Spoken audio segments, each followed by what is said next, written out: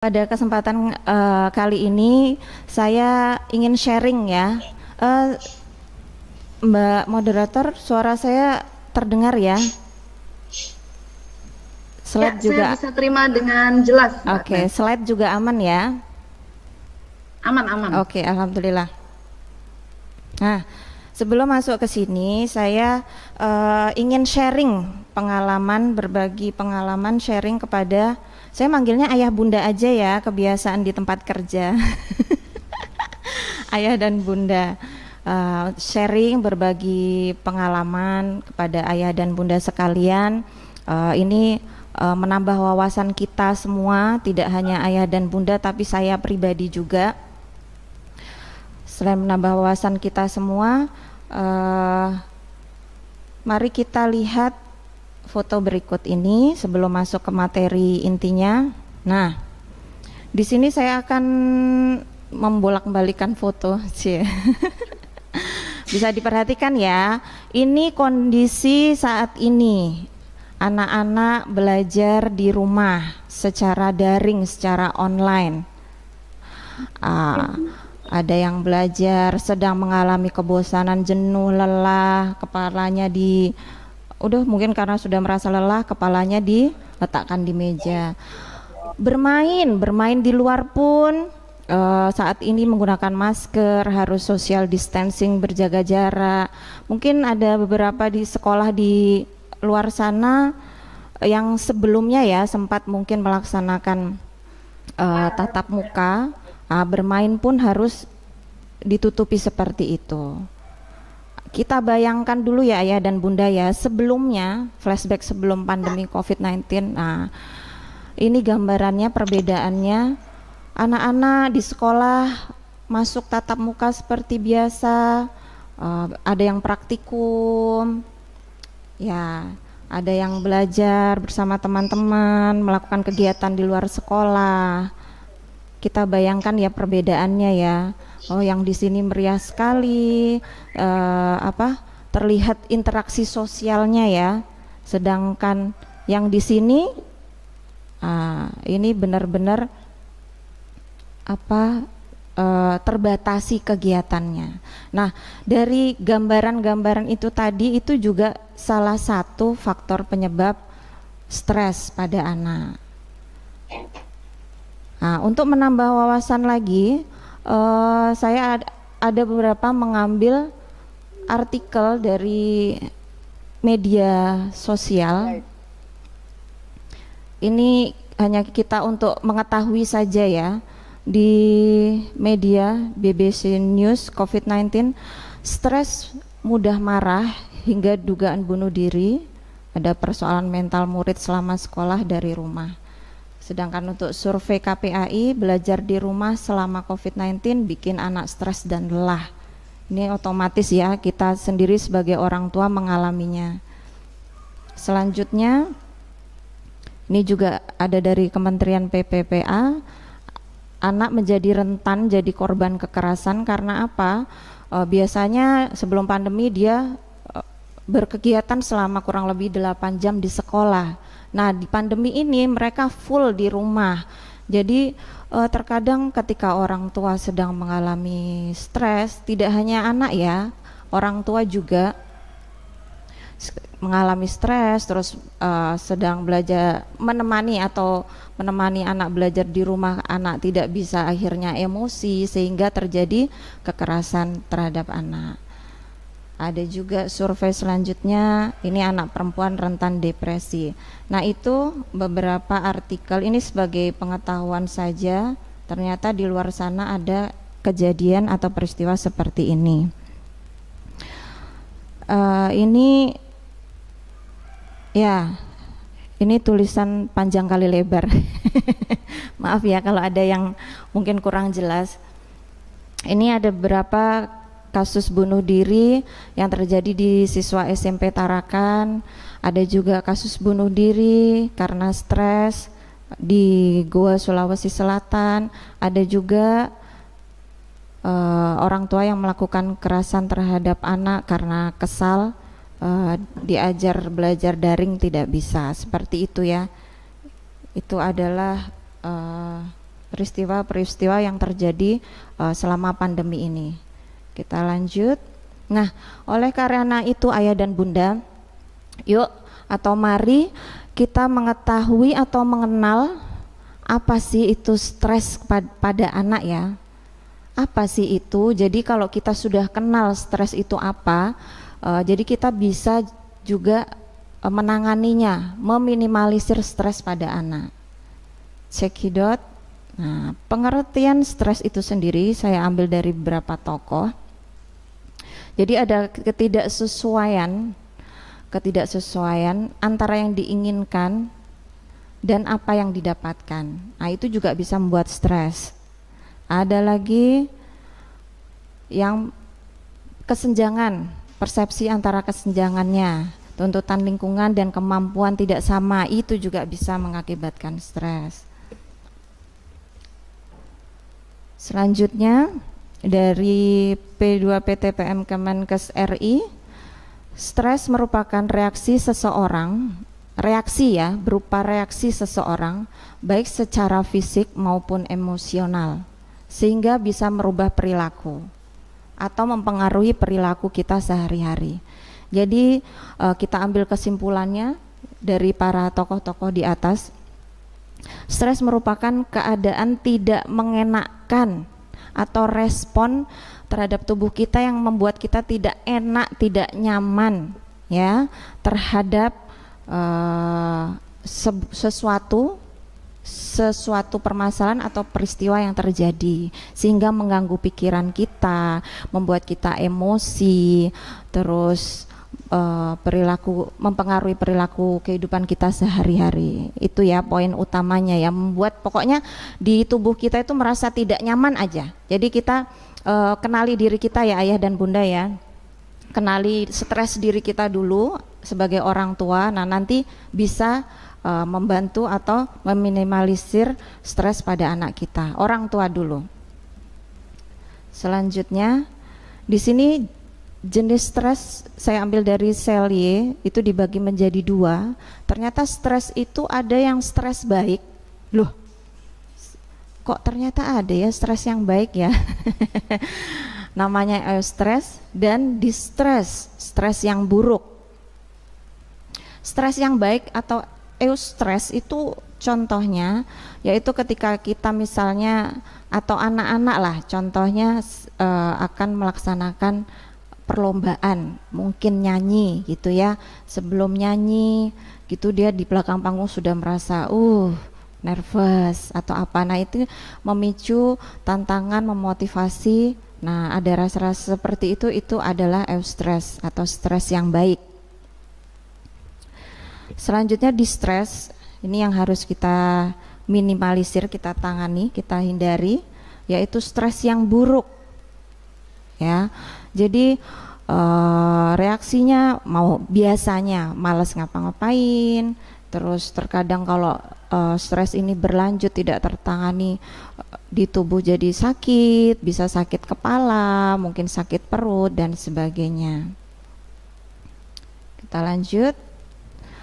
Penyebab atau sumber stres menurut Rasmun itu ada dari sumbernya, bisa berasal dari dalam diri maupun dari luar. Mungkin dalam diri seperti fisik, ketika sedang sakit itu bisa membuat stres. Psikis itu emosi, nangis apa-apa itu bisa membuat stres juga. Selain itu di luar tubuh kita, misalnya interaksi sosial kepada teman, hubungan komunikasi dengan teman dan sebagainya. Jika ada yang bersinggungan itu juga bisa salah satu sumber stres. Menurut Roslina Ferauli sebagai psikolog klinis anak remaja dan keluarga, di masa pandemi ini beberapa sumber penyebab stres, yaitu yang pertama tuntutan akademik ya, tuntutan akademik baik dari guru maupun dari orang tua. Mungkin dari guru bisa terlalu banyak tugas sehingga anak merasa lelah. Guru ini memberi tugasnya banyak, guru ini memberi tugasnya banyak. Nah itu merasa lelah, itu harus hati-hati ya. Terus orang tua menuntut menuntut prestasi. Wah, anakku harus berprestasi, itu tanpa disadari anak juga bisa mengalami stres. Selanjutnya, terpapar masalah orang tua. Nah, ini juga bisa digarisbawahi ya ayah dan bunda. Ketika orang tua sedang berkonflik, bermasalah, aura-aura di rumah itu berbeda ya. Anak itu tanpa sadar menangkap aura-aura itu. Mungkin ada tipe anak yang diam saja, dia tidak bercerita apa yang dirasakan tentang stresnya. Ada juga anak yang akan bercerita. Nah, ini sebagai pengingat kita orang tua, jika ada masalah keluarga, silakan komunikasi dengan baik bagaimana caranya anak merasa nyaman di rumah. Selanjutnya, paparan atau berita tentang COVID-19. Nah, setiap hari nih lihat beritanya tentang COVID-19 terus. Tidak hanya orang tua yang aduh kok begini ya perkembangannya. Itu udah perasaan udah nggak nyaman, itu juga sudah tanda ciri-ciri ya. Ciri-ciri stres. Lah orang tuanya begitu, anaknya dengar walaupun dia mungkin tidak melihat ya. Tidak melihat berita, tapi mendengar. Nah, itu sudah bisa juga. Yang selanjutnya, lingkungan tidak nyaman. Ini contohnya atau misalnya ketika anak sedang belajar daring. Nah, diusahakan lingkungan ketika anak belajar online atau belajar daring itu yang nyaman. Jadi nggak ada itu namanya sampah-sampah, terus pencahayaan yang bagus, internetnya juga. Ini idealnya ya, ideal lingkungan yang idealnya seperti itu. Oke. Selanjutnya, perubahan signifikan pada kegiatan harian. Nah, biasanya anak-anak sebelum pandemi itu bisa berinteraksi dengan teman di sekolah, di luar sekolah, di rumah. Nah, ini mereka dibatasi, kebanyakan di rumah. Ya, jarang gerak seperti itu, ini juga berakibatnya ya. Kita lanjut. Menurut Derajat, ini ada 3 faktor mempengaruhi stres: frustasi, konflik, dan kecemasan. Ini tadi yang saya paparkan sebelumnya. Misalnya nih, frustasi, terutama di fasilitas gadget ya, karena pembelajaran online kita mau tidak mau harus ada gadget, entah HP, tab, ataupun laptop, dan terutama internet. Lah, kalau tidak ada, ini kan bisa mengakibatkan permasalahan. Konflik yang kemarin kita mendengar berita, boleh bisa diperbolehkan untuk tatap muka, walaupun ada peraturannya, ternyata kesini dilarang untuk tatap muka karena memang sedang tinggi-tingginya untuk COVID-19. Permasalahan keluarga juga mempengaruhi. Kecemasan, misalnya guru memberikan deadline tugas terlalu cepat. Nah, ini misalnya ya. Oke, selanjutnya bisa kita lihat di gambar, itu ada anak yang menangis, termenung, emosi, ya seperti itu. Itu adalah beberapa gejala stres pada anak. Bisa sulit tidur, makan, mimpi buruk, agresif, emosinya meledak-ledak ya. Terus mungkin ada yang mengalami sakit, biasanya sakit kepala, pusing, atau sakit perut. Nah, ini ada beberapa gejala stres pada anak yang ayah dan bunda atau kita semua bisa melihat dan memperhatikan ya. Ada perubahan tidak ya pada anak saya? Kalau aman-aman aja ya alhamdulillah. Kalau dirasa kok feelingku, biasanya seorang ibu itu kuat tuh feelingnya. Kok feelingku kok anakku kayaknya ada yang beda ya, kenapa ya? Biasanya nggak begini, kok jadi begini ya, itu ya. Itu jangan didiemin aja, diajak berkomunikasi, diajak diskusi anaknya. Selanjutnya, nah ini Ini yang paling ditunggu ini. Gimana sih? Jadi dari tadi yang sudah dipaparkan tentang tentang penyebab stres ataupun tentang faktor-faktor yang mempengaruhi stres. Nah, ini gimana sih cara mengatasi stres pada anak? Nah, jadi pada intinya komunikasi dua arah dengan anak ya. Ini kerjasama orang tua, tidak hanya bunda saja atau ibu saja. Ayah juga punya andil ya. Ajak komunikasi, kerjasama yang baik ayah dan bunda, komunikasi dengan anaknya, saling perhatian, menanyakan perasaan anaknya, apa sih yang dirasakan nak, kenapa kamu begini, begitu ya.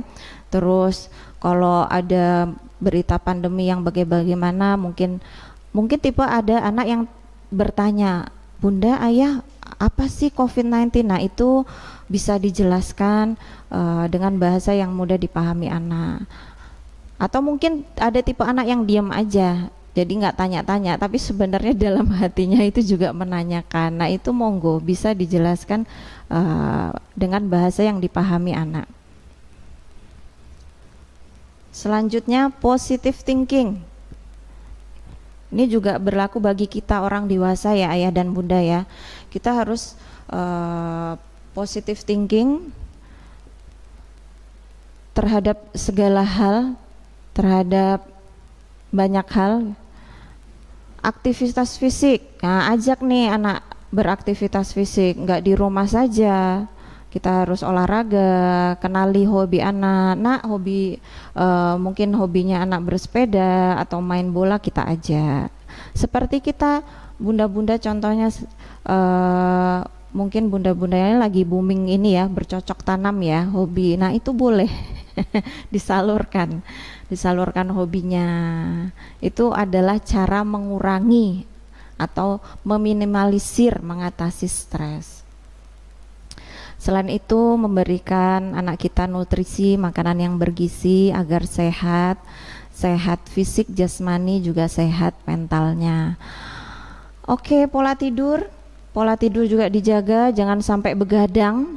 Kurang tidur itu juga mempengaruhi konsentrasi anak. Pola tidurnya dijaga. Selanjutnya, yang terakhir, kita berpasrah diri kepada Tuhan yang Maha Esa. Itu adalah beberapa bentuk ikhtiar kita sebagai orang tua dalam pengasuhan anak di masa pandemi ini. Tuh.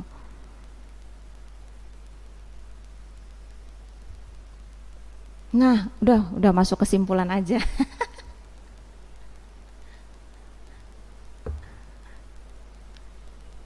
Layarnya masih terpotong.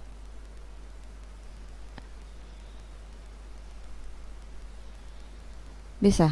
Sebentar ya. Oke, sebentar. Sebentar, saya back lagi. Oke.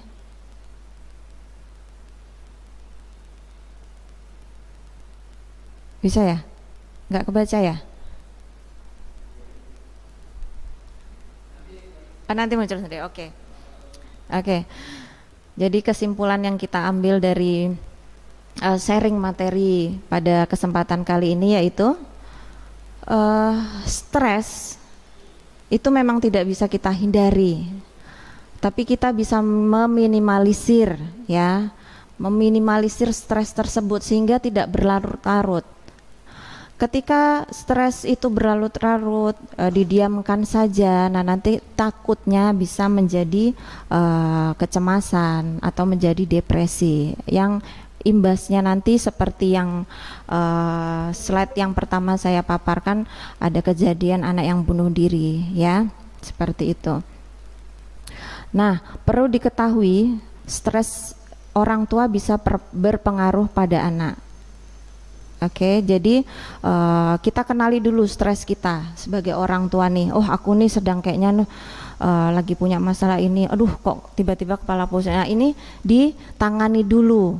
Tangani dulu stres kita sebagai orang tua. Nah, kalau sudah tertangani dengan baik itu enak, tapi kalau tidak tertangani dengan baik nanti imbasnya ke anak-anak ya. Misalnya akhirnya endingnya tadi menjadi kekerasan terhadap anak. Jangan sampai seperti itu ya. Ya, oke, dari Kak Seto mengucapkan apresiasi dari orang tua atau komunikasi dengan anak. Jadi kita harus mendukung dengan cara sering berkomunikasi dengan anak, sering diskusi dengan anak, bukan instruksi ya, tapi diskusi ya. Komunikasi dua arah, diskusi dengan anak, dampingi dengan anak, sehingga anak akan tumbuh dengan perasaan bangga terhadap dirinya di masa pandemi walaupun di masa yang akan datang. Ya, inilah wajah-wajah kebahagiaan anak kita. Sekian dari saya, mohon maaf jika ada salah kata. Terima kasih. Wassalamualaikum warahmatullahi wabarakatuh.